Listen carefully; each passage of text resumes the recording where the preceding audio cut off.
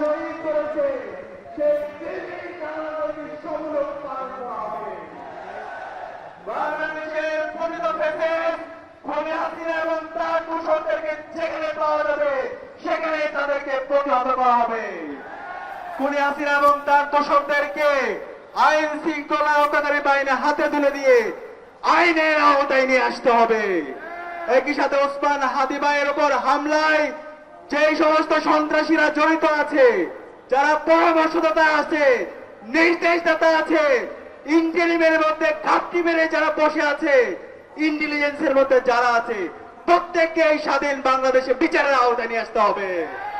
আজকে আমাদের ওসমান হাদি ভাই শহীদ হওয়ার মাধ্যমে বাংলাদেশের সার্বভৌমত্বে আঘাত এসেছে, আমাদের দেশের সার্বভৌমত্বে আঘাত এসেছে। আজকে বাংলাদেশের জুলাইয়ের প্রজন্মের উপর আঘাত এসেছে।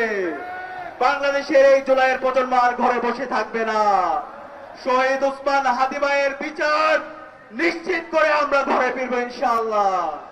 ইন্টারিমকে বলতে চাই, স্বরাষ্ট্র উপদেষ্টাকে বলতে চাই, আইন উপদেষ্টাকে বলতে চাই, পররাষ্ট্র উপদেষ্টাকে বলতে চাই, এই খুনি হাসিনা এবং তার দূষণদেরকে এবং আমাদের ভাই ওসমান হাদিকে যেই সন্ত্রাসীরা হামলা করেছে তাদেরকে দ্রুত সময়ের মধ্যে অ্যারেস্ট করতে হবে।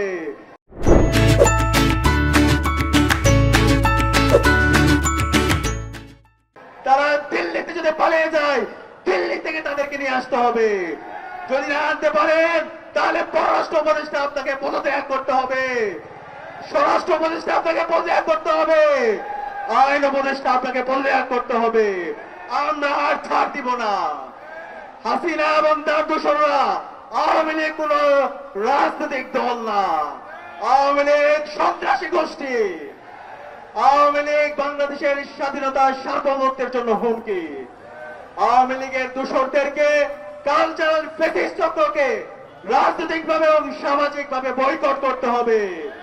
আজকের শহীদ হাদি চত্বর থেকে আমরা সবাই শপথবদ্ধ হচ্ছি, শহীদ হাদির রক্তের কসম, শহীদ হাদিকে যারা হত্যাযজ্ঞ করেছে বাংলাদেশে আমরা তাদের রাজনীতি করতে দেব না। শহীদ হাদিকে যারা গুলি করেছে, যারা নির্দেশ দিয়েছে, তাদের বিচারে স্বাধীন বাংলাদেশে নিশ্চিত করবো ইনশাআল্লাহ। আজকে মুক্তিকামী ছাত্র জনতাকে আহ্বান করবো, আমাদেরকে রাজপথে অবস্থান করতে হবে। আজ জুমার নামাজের পরে আমাদের ঢাকা বিশ্ববিদ্যালয় কেন্দ্রীয় মসজিদে শহীদ ওসমান হাদির জন্য দোয়া ও মোনাজাত অনুষ্ঠিত হবে।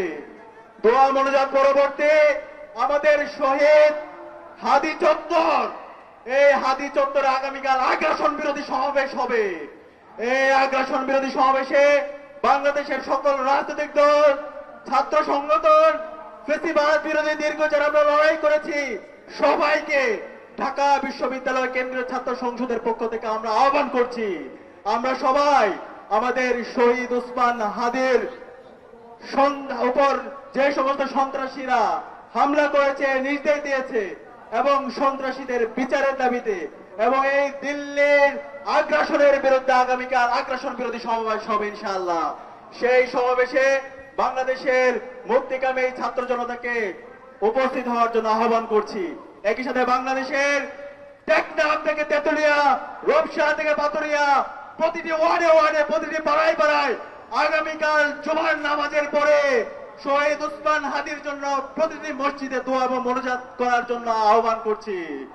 একই সাথে দোয়া এবং মোনাজাত পরে প্রতিটি মসজিদ থেকে আগ্রাসনের বিরুদ্ধে, আধিপত্যবাদের বিরুদ্ধে আগামীকাল বিক্ষোভ মিছিল সমাবেশ আয়োজন করার জন্য আহ্বান করছি। আজকের আমাদের এই সমাবেশ, আমাদের প্রতিরোধ, আমাদের এই প্রতিবাদ জারি থাকবে ইনশাআল্লাহ। এই মুহূর্তে আপনাদের সামনে কথা নিয়ে আসার জন্য অনুরোধ করছি বাংলাদেশ ইসলামী ছাত্র শিবিরের কেন্দ্রীয় সেক্রেটারি জেনারেল ছাত্রনেতা নুরুল ইসলাম সাদ্দামকে।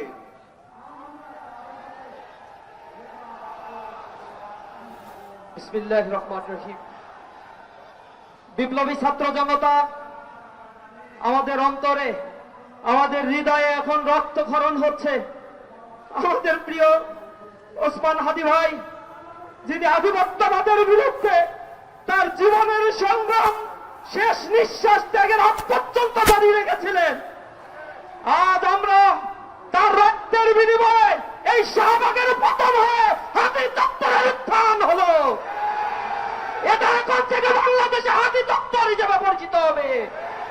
এই হাদি চত্বর থেকে আমরা ঘোষণা করতে চাই, তোমরা হাদিকে গুলি করে স্তব্ধ করে দিতে চেয়েছো, মনে করেছো হাদিকে গুলি করার মধ্য দিয়ে সবাই মনে হয় ঘুমিয়ে পড়বে। আজ হচ্ছে দেখো, হাদির রক্তের বিনিময়ে লাখো হাদি বাংলাদেশে জন্ম নিয়েছে। তারা বাংলাদেশের প্রত্যন্ত অঞ্চলে জেগে আছে, তারা বিপ্লবের মশাল হাতে নিয়ে স্বৈরাচারের বিরুদ্ধে কথা বলবে।